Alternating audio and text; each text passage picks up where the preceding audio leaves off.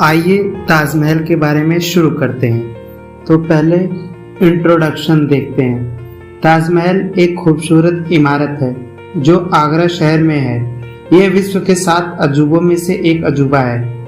इसे प्यार की निशानी माना जाता है। इतिहासकार बताते हैं कि शाहजहां ने इसे अपनी सबसे पसंदीदा बेगम मुमताज के लिए बनवाया था। वह चाहता था कि उसके प्रेम को दुनिया हमेशा याद रखे। मुमताज के मरने के बाद ताजमहल के अंदर उनका मकबरा बनवाया गया था। बाद में शाहजहां का भी मकबरा मुमताज के बगल में बना दिया गया था। आज भी लोग दूर दूर से इस खूबसूरत इमारत को देखने आते हैं। अब बात करते हैं ये कहाँ पर स्थित है। यह एशिया महाद्वीप में भारत देश के आगरा शहर में स्थित है। यह यमुना नदी के किनारे पर बना हुआ है। अगर निर्देशांक की बात करें तो यह 27.174799 डिग्री नॉर्थ और 78.042110 डिग्री ईस्ट के बीच में बना हुआ है।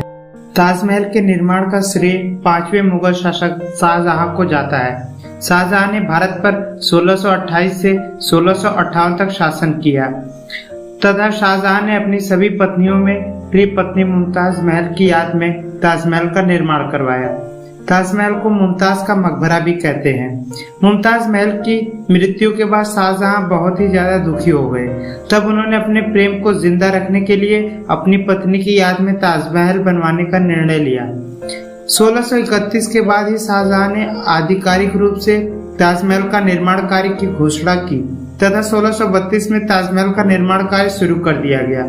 ताजमहल के निर्माण में काफी समय लगा। वैसे तो इस मकबरे का निर्माण 1643 में ही पूरा हो गया था, परंतु इसके सभी पहलुओं के काम करते करते इसके बनने में लगभग 10 साल और लग गए थे।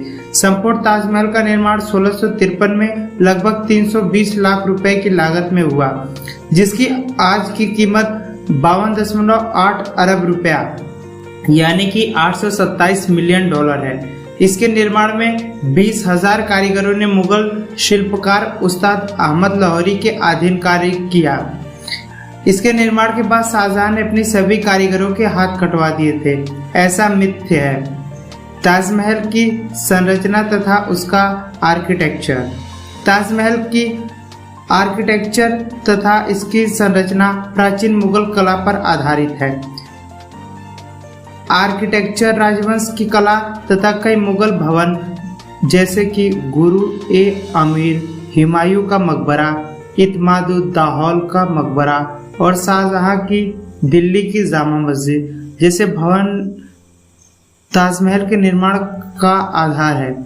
मुगल शासन काल के दौरान लगभग सभी भवन के निर्माण में लाल पत्थरों का उपयोग किया गया, परंतु ताजमहल के निर्माण के लिए शाहजहां ने सफेद संगमरमर को चुना। इन सफेद संगमरमर पर कई प्रकार की नक्काशियां तथा हीरे जड़कर ताजमहल की दीवारों को सजाया गया था। ताजमहल के विभिन्न हिस्से। ताजमहल के निर्माण में मुमताज महल का मकबरा मुख्य है। इसके मुख्य कक्ष में शाहजहां तथा मुमताज महल की नकली कब्र मौजूद है। इन्हें बहुत ही अच्छे ढंग से सजाया गया है। इनकी असली कब्र सबसे निचले तल पर स्थित है। इस मकबरे को बनाने के लिए ताजमहल के ऊपर गुंबद की छतरी तथा मीनार का निर्माण किया गया। तो आइए ताजमहल के हिस्से का विस्तार से अध्ययन करते हैं। पहला, मकबरा। संपूर्ण ताजमहल का केंद्र है मुमताज महल का मकबरा। यह बड़े बड़े सफेद संगमरमर का बना है। इस मकबरे के ऊपर बहुत बड़ा गुंबद इसकी शोभा बढ़ा रहा है। मुमताज का मकबरा लगभग 42 एकड़ में फैला हुआ है। यह चारों तरफ से बगीचे से घिरा हुआ है। इसके 3 ओर से दीवारें बनाई गई हैं।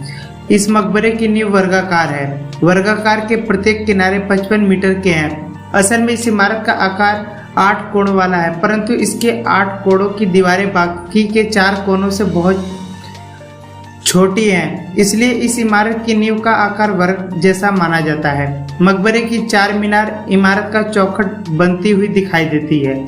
गुंबद। मुमताज महल के मकबरे के सबसे ऊपर सफेद संगमरमर के गुंबद मौजूद हैं। यह गुंबद एक उल्टे कलश के जैसा सुशोभित है। गुंबद पर किरीट कलश स्थित है। यह कलश फारसी तथा हिंदू वास्तुकला का मुख्य तत्व है। छतरियां। गुंबद को सहायता देने के लिए इसके चारों ओर छोटे गुंबद के आकार की छतरियां बनाई गई हैं। इनके आधार से मुमताज महल के मकबरे पर रोशनी पड़ती है। अब बात करते हैं कलश की। 1800 ईस्वी में ताजमहल के शिखर गुंबद पर स्थित कलश सोने का बना हुआ है, परंतु अब इसे कांसे के द्वारा निर्मित किया गया है। इस कलश पर चंद्रमा की आकृति है, जिसकी ऊपरी आकृति स्वर्ग की ओर इशारा करती है। चंद्रमा की आकृति तथा कलश की नोक मिलकर त्रिशूल का आकार बनाती हैं। ये त्रिशूल हिंदू मान्यता के भगवान शिव का चिन्ह दर्शाती हैं। मीनार। ताजमहल के चारों कोनों पर 40 मीटर ऊंची मीनारें बनी हुई हैं। जैसे मस्जिद में आजान देने के लिए मीनारें होती हैं, उसी प्रकार ताजमहल की मीनारों का भी निर्माण किया गया है।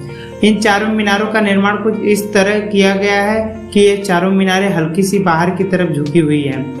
इनका बाहर की तरफ झुकाव के पीछे यह तर्क रखा गया है कि इमारत के गिरने की स्थिति में ये मीनारें बाहर की तरफ ही गिरे, जिससे कि मुख्य ताजमहल की इमारत को कोई नुकसान ना पहुंचे। अब बात करते हैं कि ताजमहल पर कुछ लेख लिखे हुए हैं। जैसे ही आप ताजमहल के द्वार में प्रवेश करते हैं, आप एक अलग ही शांति का अनुभव करते हैं। इसके द्वार पर बहुत ही सुंदर सुलेख है। हे आत्मा, तू ईश्वर के पास विश्राम कर, ईश्वर के पास शांति के साथ रह तथा उसकी पूर्ण शांति तुझ पर बरसे। ताजमहल में मौजूद लेख फ्लोरिड ठुलुप लिपि में लिखे गए हैं। इन लेख का श्रेय फारसी लिपिक अमानत खां को जाता है। यह लेख जेस्पर को सफेद संगमरमर के फलकों में जड़कर लिया गया है। ताजमहल में लिखे लेख में कई सूरा वर्णित है। ये सूरा कुरान में मौजूद है। इस सूरा में कुरान की कई आयतें मौजूद हैं। बाहरी सजावट। ताजमहल बहुत ही सुंदर कृति है। ये मुगल वास्तुकला का अप्रतिम उदाहरण है। अब बात करते हैं विश्व धरोहर की। ताजमहल पूरे विश्व का सबसे पसंदीदा पर्यटक स्थल में से एक है। यह हर वर्ष लगभग 7 से 8 लाख पर्यटकों को अपनी ओर आकर्षित करता है। यह भारत सरकार का पर्यटन से होने वाली आय का मुख्य स्रोत है। इसे देखने विश्व भर से कई देशों के लोग आते हैं। 2007 में नए 7 अजूबों में ताजमहल ने फिर एक बारी अपनी जगह बना ली थी।